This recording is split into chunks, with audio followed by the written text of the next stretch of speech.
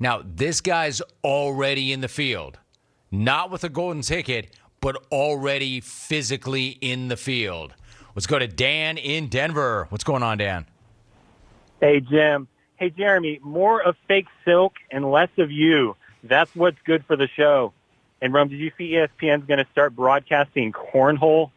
Yeah, I don't really see how this is a sport, considering it's a bunch of overweight guys eating, drinking, and dipping while playing it. Although now that I think about it, they've been broadcasting baseball players doing that for years. Jimmy, I'm all for a little fun in my sports, but when instead of a coin toss, you're playing spin the beer bottle, and your national anthem is just a bunch of frat bros yelling chug, chug, chug, I just can't get with it. Rum, I love that this league is called the American Cornhole League, a.k.a. the ACL, a.k.a. what these booze hounds tear when they bend over trying to pick up a beanbag. Let's see, they've got cornhole on during the day, baseball in the evening, and poker at night. Jimmy, the only poker I want to see at night is the one where Caleb rearranges the bunny ears on his TV to try to pick up the Playboy channel. I mean, who's broadcasting this garbage? Chael Sonnen? Romy, I saw that he just signed an extension with ESPN, and I know sure as hell it isn't going to be broadcast in fighting. Hey, Chael, how do you go from calling yourself the bad guy to threatening litigation because you can't participate in an insult competition?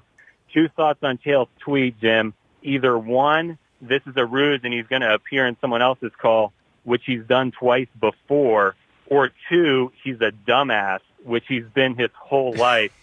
Chael, you aren't banned, bro. You just aren't good at this anymore. It'd be like you saying you're banned from winning MMA fights.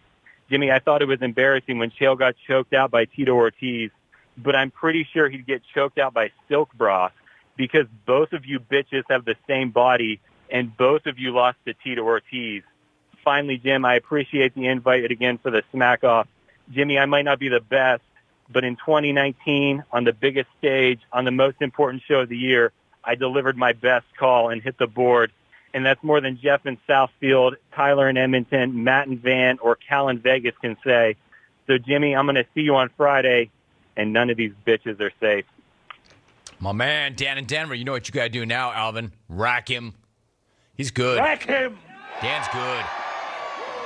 Dan's got firepower. Dan's got an arsenal. Dan can do some damage. Is his best good enough to win? I don't know, but I know he can do some damage come Friday. You got it, Dan. Nice job. That's how you solidify your spot. He's already in the field and with good reason.